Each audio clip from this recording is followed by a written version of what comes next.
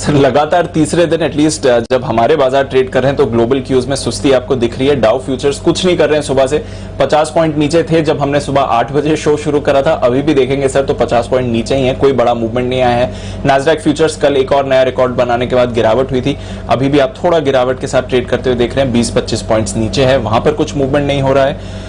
Europe में ठीक ठाक शुरुआत हुई है, कल थोड़ा मिला जुला एक्शन था, आज आप देखें तो हल्की सी खरीदारी हो रही है। और एशिया में भी जापान, हांगकांग, चाइना तीनों में ही आपने पॉजिटिव ट्रेड होते हुए देखा। तो ग्लोबल क्यूज ठीक ठाक है सर, बताएं हमें क्या करना चाहिए।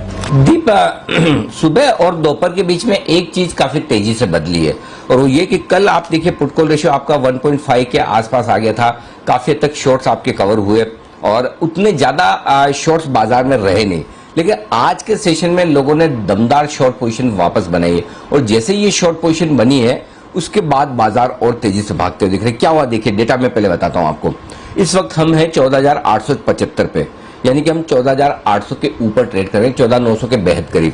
14,800 पार करते ही निफ्टी पर इस वक्त 94 लाख शेयर ऐसे हैं जो कॉल राइटर्स निफ्टी पर शॉर्ट हैं, कॉल बेचकर वो मंदी कर रहे हैं और वो ऑलरेडी रिस्क पर है इस वक्त शॉर्ट पोजीशन पे 14,800 तक, 94 लाख शेयर। और 14,850 का आप और गिन लेंगे तो करीबन करीबन आप समझ लीजिए 1,10,00,000 शेयर। 14,900 अगर आप निफ्टी ने पार किया और वहां टिक गए तो करीब करीब 1,40,00,000 शेयर शॉर्ट साइड पर कॉल राइटर्स ट्रैप होंगे, रिस्क पर होंगे और यही कॉल राइटर्स बार बार बाजार को ऊपर ले जा रहे हैं। और जब तो आज इस सबसे बड़े मूव के पीछे जो वजह है वो आज दिन की शॉर्ट कवरिंग है जो बड़ी तेजी से एग्रेसिव आती हुई दिखी है और उसकी वजह से बाजार काफी हद तक और ऊपर जाने की कोशिश कर रहे हैं, पहली बात। तो ऐसे में अब आपके लिए जो तेजी की पोजीशन आपकी है उस पे आप 14,800 14,775 के आसपास का स्टॉप लॉस रख सकते हैं। यहां से 75 से 100 पॉइंट की रिस्क लेकर आप होल्ड करेंगे। फ्रेश खरीदारी यहां पर अब थोड़ी सी रिस्की है क्योंकि आप ट्रेडिंग रेंज के हायर एंड पर पहुंच रहे हैं और जाहिर सी बात है कि यहां से 50-75 पॉइंट बढ़ सकता है निफ्टी, इसमें कोई डाउट नहीं। लेकिन 15,000 वो एक बहुत बड़ा लेवल है जिसे पार करना आसान नहीं है, हाईएस्ट ओपन इंटरेस्ट वहां पर कॉल्स का है। तो एक तरफ आपके ऊपर आपके पास 75 से 150-125 पॉइंट की तेजी है यहां से ऊपर की तरफ और दूसरी तरफ आपके लिए थोड़ा हल्का फुल्का करेक्शन। तो मैं ये कहूंगा कि अगर आपकी तेजी की पोजीशन है तो ट्रेल करके स्टॉप लॉस रखें और अगर करेक्शन बाजार देता है आज या कल के बीच में तो वापस निचले स्तरों से एंट्री करें, फ्रेश खरीदारी ना करें, है लॉन्ग पोजीशन उसको स्टॉप लॉस के साथ होल्ड करें। शॉर्ट करना चाहें तो 14,950 15,000 के आसपास आए वहां करें। बहुत एग्रेसिव ट्रेडर हैं तो यहां से करें, लेकिन यहां से करने में रिस्क है कि ऑलरेडी आपके पहले काफी लोग शॉर्ट कर चुके हैं, वो परेशान हो रहे हैं। तो वो शॉर्ट कवरिंग के लिए जो तैयार हो रहे हैं, एक बार जरा शॉर्ट कवरिंग के संकेत आ जाए, ओपन इंटरेस्ट थोड़ा घट जाए, उसके बाद करेंगे तो ज्यादा बेहतर है। बट फ्रेश खरीदारी करना यहाँ पर रिस्क रिवॉर्ड रेशियो की याद से फेवरेबल कम है, 15,000 की जितना नजदीक आप पहुंचेंगे। बैंक निफ्टी का जहां तक सवाल है 33,000 बड़ा बेस हो गया, लेकिन चूंकि अब आप 34,000 के बेहद करीब आ रहे हैं तो अब जो रेंज निकल कर आ रही है वो है 33,500 से लेकर 34,000 की। 33,500 के कॉल्स पर 13 लाख शेयर हैं और 33,500 पार करने के बाद बैंक निफ्टी में भी वही सिचुएशन है, लगभग 40 लाख शेयर बैंक निफ्टी के कॉल राइटर्स ट्रैप हो चुके हैं और ऐसे में बैंक निफ्टी यहां से थोड़ी और तेजी 33,900 33,000 34,000 के आसपास तक की दिखा सकता है और वहां पर मेरे ख्याल से रुकना चाहिए क्योंकि 34,000 के कॉल्स पर हाईएस्ट ओपन इंटरेस्ट है। तो अब अगर आपकी तेजी की पोजीशन है बैंक निफ्टी में तो 33,500 का छोटा स्टॉप लॉस रखकर ट्रेल करें। यहां पर भी वही बात है कि 33,625 का फाइनल टारगेट था हमारा आज बैंक निफ्टी का, वहां तक पहुंच गया। 14,875 का निफ्टी का टारगेट था, वहां तक पहुंच गया। टारगेट सारे हासिल हो चुके हैं, 3 दिन में एक तरफा बाजार बढ़े। तो यहां पे मेरे लिए इंडेक्स में खरीदारी, फ्रेश खरीदारी के लिए न निफ्टी में न बैंक निफ्टी में, दोनों में रिस्क रिवॉर्ड रेशियो फेवरेबल नहीं है। कल देखेंगे या फिर अगर कोई करेक्शन मिला दिन में या कल एक्सपायरी के दिन में तब देखेंगे। फिलहाल वेट एंड वॉच है पोजीशन, उसको स्टॉप लॉस लगाकर ट्रेड करें। अनिल जी देखिए, बाइंग तो काफी चल रही है बैंकिंग स्टॉक्स में भी, बट ये मेजरली अनिल जी ये सारी जो गेम है ये शॉर्ट कवरिंग की है। अनिल जी 14,200-300 पे अगर हम 13,800 की बात करेंगे तो अपना माल भी बिकता है और शॉर्ट भी होता है और लोग सोचते हैं कि चलो नीचे नहीं तो ऊपर की कॉल्स तो बेचते हैं 14,500 600 700 800।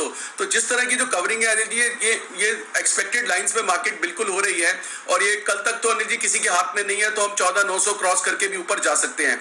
बट अनिल जी एक चीज ध्यान रखनी है, हम फिर उस लेवल पे आ रहे हैं जो फिर हमें इंड्यूस करता है, जैसे नीचे में 6 बार करता है ऊपर भी 6 बार कर चुका है। तो Anil ji may would be a different one, but April में में अभी भी पकड़ बनी हुई है and that is primary because of short covering और जो 3 लाख के केसेस और जो हालात है देश के उसके चलते जो शॉर्ट कवरिंग है वो चल रही है। तो अनिल जी अभी तक कल तक का मोमेंटम लगता है ऑन रहेगा और उसमें अनिल जी काफी तेजी आ चुकी है। जो एक और स्टॉक है जो अभी हमने अपने क्लाइंट से शेयर किया मैं वो करना चाहता हूँ, पीईएल।